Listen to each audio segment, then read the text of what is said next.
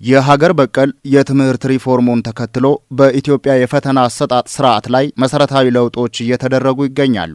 ይህንኑ አዲስ አሰራር ውጤታማ ለማድረግ በየደረጃው ያሉ የትምህርት ባለድርሻ አካላት በትኩረት እየሰሩ እንደሚገኙም ይገለጻል። ዛሬ በፕሮግራማችን የምንመለከተው በደቡብ ምዕራብ ኢትዮጵያ ሕዝቦች ክልል በሀገር አቀፍና በክልላዊ ፈተናዎች ዙሪያ በሚሰሩ ተግባራት ላይ ይሆናል። በክልሉ የሚገኙ ተማሪዎችን ለዘንድሮ ክልላዊና ሀገር አቀፍ ፈተና በስነ ልቦናም ሆነ በእውቀት ለማዘጋጀት እየተከናወኑ ያሉ ተግባራትን በሚመለከት በቦንጋ ከተማ በተደረገ የምክክር መድረክ ላይ እናተኩራለን። በክልሉ የተማሪዎችን ውጤት ማሻሻልና የትምህርት ማህበረሰቡንም ለዚህ ተግባር ማዘጋጀት የመድረኩ ዓላማ ነው። አብራችሁን ቆዩ።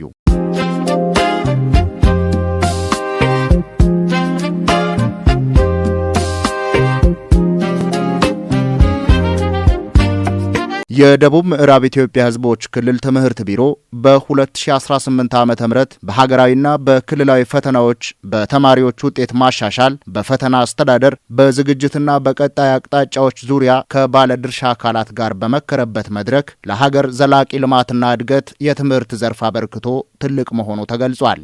የክልሉንና የኢትዮጵያን የትምህርት ዘርፍ ችግሮች ለመፍታት ፖሊሲን ማሻሻልን ጨምሮ በርካታ እርምጃዎች መወሰዳቸው ተመላክቷል። ትምህርት ለአንድ ሀገር ዘላቂ እድገትና ሁለንተናዊ ለውጥ እጅግ በጣም ቁልፍ መሳሪያ መሆኑን ደጋግመን ያነሳ ነውና ሁላችንም የምንስማማው ሀሳብ ነው። ከዚህ አኳያ የሀገራችንን ሁለንተናዊ ብልጽግና ለማረጋገጥም የክልላችንን ሁለንተናዊ ተጠቃሚነት ለማረጋገጥ በባለፉት ዓመታት በትምህርት ሴክተር የነበሩትን ጉድለቶች ለማረም እንደ ሀገርም እንደ ክልልም በርካታ የትምህርት ሪፎርም ስራዎችን በማድረግ ወደ ተግባር ተገብቶ በዚህም አበረታች የሆኑ ውጤቶች እየተመዘገቡ ይገኛሉ። ትምህርት ለአንድ ሀገር እድገት፣ ለውጥ፣ ብልጽግና የማይተካ ሚና እንዳለው ዛሬ የምናነሳው አጀንዳ አይደለም። ከለውጡ ዘመን በፊት የትምህርት ስርዓታችን ላይ የነበሩ ስብራቶች በርካታ ናቸው። የለውጡ መንግስት ይህንን የትምህርት ላይ ያለውን ስብራት ለመቅረፍ በርካታ ተግባራቶችን ሲያከናውን ቆይቷል። አንዱና ዋነኛው ጉዳይ ፍኖተ ካርታ በማዘጋጀት ይህን ፍኖተ ካርታ በሁሉም የሀገሪቷ ክልል ውስጥ ውይይት እንዲደረግበት የህዝቡ ባለቤትነት እንዲኖር በማድረግ የመምህራኑ የትምህርት አመራሩ ባለቤት ሆኖ የሚመጣውን አዲስ ፍኖተ ካርታ ወደ ስራ ማስገባት የሚቻልበትና አዲስ የተቀረጸውን ካሪኩለም እንዴት አድርገን ወደ ተማሪ ማድረስ እንደምንችል ሰፋፊ መድረኮች ተከፍተው ከላይ እስከ ታች ውይይት ተደርጎ እያንዳንዱ አካል ኦን አድርጎ ወደ ስራ የገባበት ሂደት ነው ያለው። ስርዓተ ትምህርቱን ከሀገር በቀል እውቀት ጋር በማጣጣምና የህዝብን ተሳትፎ በማሳደግ ለውጥ ማምጣት መቻሉ የተገለጸ ሲሆን በክልሉ በትምህርት ለትውልድ ንቅናቄ በህዝብ ተሳትፎ በተገኙ ግብዓቶች የትምህርት ቤቶችን ደረጃ የማሻሻል ስራ ተሰርቷል። እንደ ሀገር ያለውን አጠቃላይ ሁለንተናዊ እድገትና ለውጥ ለማረጋገጥ የትምህርት ሴክተር ብቃት ያለውን የሰው ኃይል በበቂ መጠንና በጥራት ማምረት ያስፈልጋል በሚል ለዚህ መሰረታዊ ማነቆ የሆኑ ጉዳዮችን ከፖሊሲ ማሻሻያ ጀምሮ የትምህርት ህጎችን በማውጣትና በአዲሱ ስርዓተ ትምህርትን በየደረጃው ተግባራዊ ከማድረግ አኳያ በሀገር ደረጃ የተጀመሩ የሪፎርም ስራዎች በእኛም በክልላችን ደረጃ ከ2015 ጀምሮ ተግባራዊ በማድረግ በሁሉም አካባቢ ላይ አዲሱ ስርዓተ ትምህርት ተግባራዊ በማድረግ አበረታች የሆኑ ስራዎችን እየሰራ እንገኛለን። ስርዓተ ትምህርታችን ከሀገር በቀል እውቀት ጋር እንዲተሳሰር ማድረግ ይህን በሁሉም ደረጃ ላይ ተግባራዊ ማድረግ ያስፈልጋል በሚል የተጀማመሩ ስራዎች በርካታ ኢንቨስትመንት በርካታ ስራዎችን የሚጠይቁ ጉዳዮች ላይ የማህበረሰቡን ተሳትፎና አጋርነት እንዲሁም ባለቤትነትን በሚያረጋግጥ መንገድ ለመስራት የተከዱ ርቀቶች በርካታ ተስፋ ሰጪ የሆኑ ውጤቶች እንዲመዘገቡ አድርጓል። ከተደረጉ የለውጥ ስራዎች አንዱ በየአካባቢ ያሉትን ትምህርት ቤቶች በማህበረሰቡ ባለቤትነት የትምህርት ለትውልድ ንቅናቄን ተግባራዊ በማድረግ የትምህርት ቤቶቻችንን ደረጃ ማሳደግ ያስፈልጋል በሚል በክቡር ጠቅላይ ሚኒስትር አብይ አህመድ ሐሳብ አመንጭነት የተጀመረው የትምህርት ለትውልድ ንቅናቄ በሁሉም አካባቢዎች ላይ ተግባራዊ በማድረግ በጅምር ደረጃ እጅግ በጣም ተስፋ ሰጪ የሆኑ ውጤቶች እንዲመዘገቡ ያደረገ ነው። ቢያንስ ከ1.2 ቢሊዮን ብር በላይ በትምህርት ለትውልድ ተሰብስቦ በሁሉም የክልላችን አካባቢዎች ላይ ያሉ ትምህርት ቤቶችን ደረጃ ለማሻሻል የተሰሩ ስራዎች ለአብነት የሚጠቀሱ ናቸው።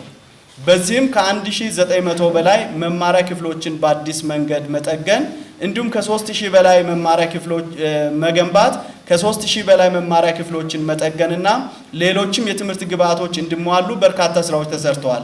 የትምህርት ተቋማትን ደግሞ ማሻሻል ያስፈልጋል። ተማሪዎች ምቹ መሆን አለባቸው። በርካታ ትምህርት ቤቶች ምቹ አይደሉም። በሁሉም ቦታዎች ላይ ሲገመገም አንዱና ዋናው ችግር የትምህርት ቤቶች መሰረተ ልማት አለመሟላት ነው።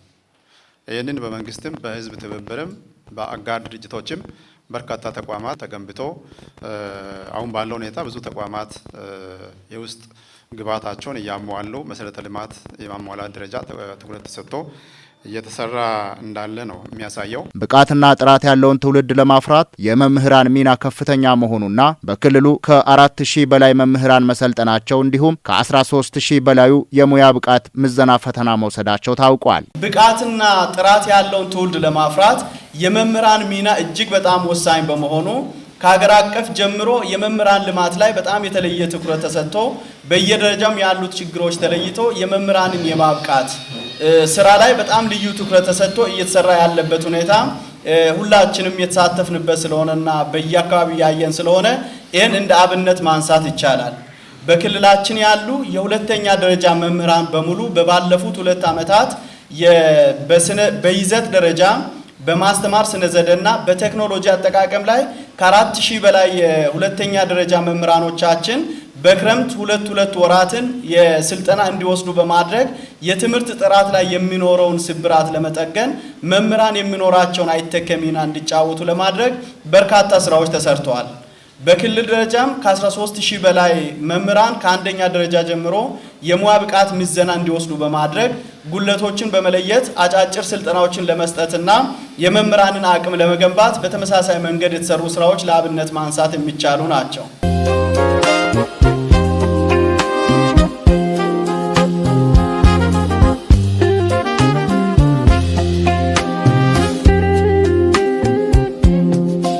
የትምህርት ዘርፍን ችግሮች ለመፍታትና ውጤታማ ለመሆን መስራት የሁሉንም ትብብር እንደሚጠይቅና የትምህርት ቤት ምገባ መርሃ ግብር ዘርፉን ውጤታማ ለማድረግ እንደሚያስችል ተጠቁመዋል። ሕፃናት በሞዴል ቅድመ አንደኛ ትምህርት ቤቶች በምቾት እንዲቆዩና እንዲማሩ ለማስቻል የምገባ መርሃ ግብርን በማሻሻል እየተሰራ መሆኑም ተመላክቷል። የተማሪ ውጤት የማሻሻል ጉዳይ የአንድ ወገን ስራ ተደርጎ መታየት የለበትም። ስቴክሆልደሮቹ ብዙ ናቸው።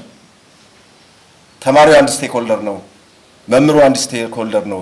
የትምህርት አስተዳደሩ አንድ ስቴክሆልደር ነው። ቤተሰብ አንድ ስቴክሆልደር ነው። የነዚህ ሁሉ ድምር ውጤት ነው የተማሪን ውጤት ማሻሻል የሚቻልበት። የግብዓት አቅርቦት አንድ ውጤት ነው። የትምህርት ከባቢያዊ ነባራዊ ሁኔታን ማሻሻል አንድ ውጤት ማምጫ መንገድ ነው። በዚህ ደረጃ ከላይ እስከታች ያለው የትምህርት አመራሩ፣ መምህራኑ፣ የሚመለከታቸው አካላት በቅንጅት በትብብር እስካልሰራን ጊዜ ድረስ የተማሪን ውጤት አሻሽለን ወደሚፈለገው ደረጃ ላይ ማድረስ እጅግ በጣም ፈታኝም ከባድም ነው።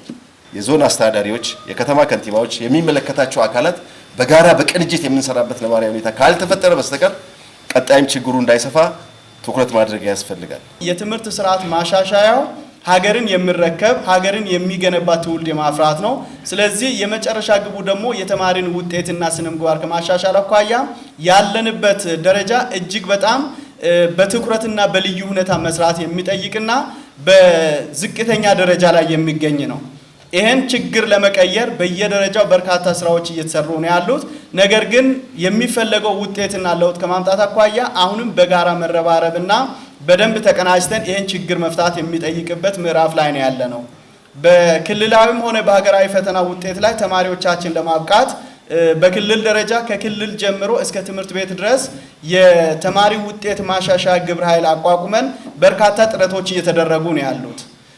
የተማሪዎችን ውጤት ለማሻሻል በ12ኛ ክፍል ተማሪዎችን አሳድሮ ማስጠናት እጅግ በጣም ወሳኝ ስለሆነ ቢያንስ በዚህ ዓመት ፈተና ከሚፈተኑ ተማሪዎቻችን መካከል እንደ ክልል ከ2226 በላይ ተማሪዎች በየትምህርት ቤቱ የማጠናከሪያ ትምህርት እንዲወስዱ አድሮ እንዲያጠኑ የተለያዩ ፈተናዎችን እንዲለማመዱ በማድረግ በርካታ ጥረቶች እየተደረጉ ነው ያሉት። እስከ ምሽቱ 4 ሰዓትም ጭምር እያጠኑ ላይብረሪ እስከ አስነባቢ ተመድቦ እያነበቡ ያሉበትና ሰፊ ዝግጅት የተደረገ ያለበት ሂደት አለ። ከቦንጋ ኮሌጅ ጋም ከሚዛን ቴፒ ዩኒቨርሲቲ ጋም ተቀናጅተን በተለይ ለመምህራን ስልጠና ሰጥተናል።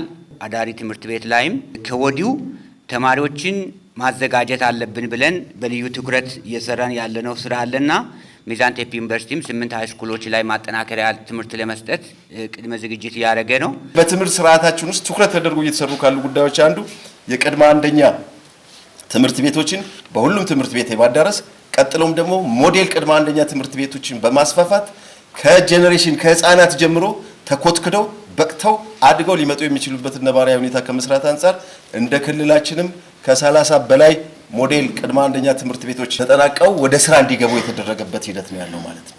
ሌላው አሁን በክልላችን የተጀማመሩ በርካታ ተስፋ ሰጪ ስራዎች አሉ። አንደኛው የተማሪ ምገባ ስርዓት ነው። ይሄ የተማሪ ምገባ ስርዓት ቀላል ግምት የሚሰጠው ውጤት እያመጣ አይደለም።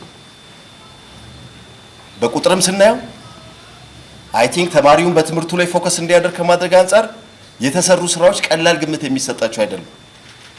ይሄን ስራ በአንድ በኩል እየሰራን ችግሮችን ፕሮአክቲቭ ሆኖ እየገመገሙ መሄድ ትልቅ ትኩረት የሚሰጠው ጉዳይ አድርጎ መውሰድ ያስፈልጋል። ህፃናቱ መማር የሚችሉበት አካባቢ ላይ የማስፋፊያ ስራ መስራት አለብን ብለን በስፋት ነው ተንቀሳቅሰን አመራሩ ደግፎ እየሰራ ነው ማለት ነው። ሁሉም ቀበሌዎች ላይ የቅድመ አንደኛ የማስፋፊያ ጣቢያዎች እንዲከፈቱ ነው ያደረግነው ማለት ነው። ከዛ ባሻገር ግን ደግሞ ቀድሞ በነበረው ተቋማት ላይ ከሚማሩት በተጨማሪ በዚህ ዓመት ላይ 13 የሞዴል ቅድመ አንደኛ ተቋማትን ገንብተን በልዩ ሁኔታ መገንባት ብቻ ሳይሆን አስፈላጊ የሆኑ ግብዓቶችን ጭምር በማሟላት ህፃናት በተመቻቸ ሁኔታ ላይ እንዲማሩ እድል ተፈጥሯል። አንዱና ዋናው መፍትሄ ሊሆን የሚችለው የምገባ መርሃ ግብር ማጠናከር ነው ብለን በዚህ ዓመት ላይ በሁሉም ቦታዎች ላይ ትኩረት ተሰጥቶ ተሰርቷል። የምገባ መርሃ ግብሩን ሀብት አሰባስቦ እህል አሰባስቦ ሌሎች አስፈላጊ የሆኑ ግብዓቶችን አሟልቶ ህፃናትን ተጠቃሚ እንዲሆኑና በትምህርት ገበታቸው ላይ እንዲቆዩ የማድረግ ስራ እየተሰራ ይገኛል።